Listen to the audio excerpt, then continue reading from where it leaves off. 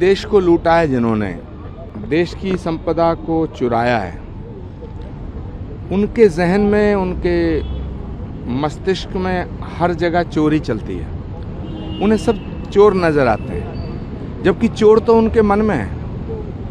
वो कभी कहते हैं राफेल में चोरी हुई, कभी कहते हैं वोट में चोरी हुई, कभी कहते हैं अडानी चोर है, कभी कहते हैं अंबानी चोर है। उन्हें हर जगह चोर ही चोर नज़र आते हैं। सच बात यह है कि उनके मन में चोर है। इस देश की संपदा को जिस तरह लूटा गया है, उसकी याद आ रही है राहुल गांधी जी को। इलेक्शन कमीशन चोर, सुप्रीम कोर्ट चोर, संसद चोर, सब जगह चोर ही चोर नज़र आते हैं। तो पहले वो अपना मन ठीक करें। दूसरा विषय ये है कि राहुल गांधी जी एक ऐसे व्यक्ति हैं जो इस देश में अराजकता लाना चाहते हैं। वो चाहते हैं कि जो नेपाल में हालात पैदा हुए, जो बांग्लादेश में हालात पैदा हुए, वो हालात भारत में पैदा हों। वो बिहार को भी अराजकता में झोंकना चाहते हैं, उत्तर प्रदेश को भी झोंकना चाहते हैं, वेस्ट बंगाल को भी झोंकना चाहते हैं। लेकिन वो भूल गए ये भारत है, ये महात्मा गांधी का भारत है, ये सुभाष चंद्र बोस का भारत है, ये शहीद भगत सिंह का भारत है, ये नरेंद्र मोदी का भारत है।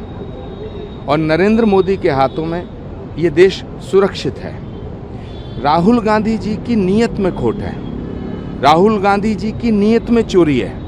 राहुल गांधी जी की पूरी सोच उस चोरी और डकैती से घिरी है। एक कहानी पहले मैंने सुनी थी, अली बाबा और 40 चोर। ये जो महागठबंधन है, ये राहुल बाबा और 40 चोरों का गठबंधन है। एक और विपक्षी पार्टी है देश में, टीएमसी। अब वहाँ पर बंगाल में एक सियासत उनके एक अनिवार्य करने पर हो गई है। एक उसे वो भजन कह रहे हैं, हालांकि एक संगीत गीत, उसको लेकर आप क्या कहेंगे? देखिए, ममता बनर्जी बंगाल को बांग्लादेश बनाना चाहती हैं। उनका सूर्य अस्त होने के कगार पे है।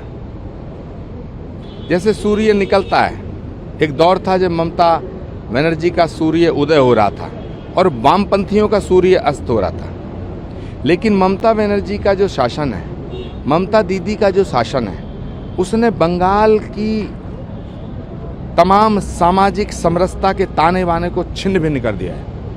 वहाँ हिंदुओं पे जुल्म हो रहे हैं। जिस तरह का जुल्म बांग्लादेश में हिंदुओं पे होता है, वही उसी तरह का जुल्म, ज्यादती, अत्याचार वेस्ट बंगाल में होता है। तो ममता बनर्जी ये जानती हैं कि अगर उन्होंने इस तरह की बातें देश की जनता में, बंगाल की जनता में फैलाई, वो इस तरह का मानस तैयार करना चाहती हैं, वो इस तरह का वातावरण तैयार करना चाहती हैं जिससे हिंदू और मुसलमान एकदम एक दूसरे के दुश्मन हो जाएं और वो मुसलमानों की लीडरशिप करें। जबकि भारत के मुसलमानों का इसमें कोई दोष नहीं है। भारत का मुसलमान भारतीय है। लेकिन ममता बनर्जी हों, तेजस्वी यादव हों, अखिलेश यादव हों या ये वामपंथी लोग हों, ये इस देश के मुसलमानों को गुमराह कर रहे हैं। ये इस देश के मुसलमानों को मुसलमान बना के रखना चाहते हैं।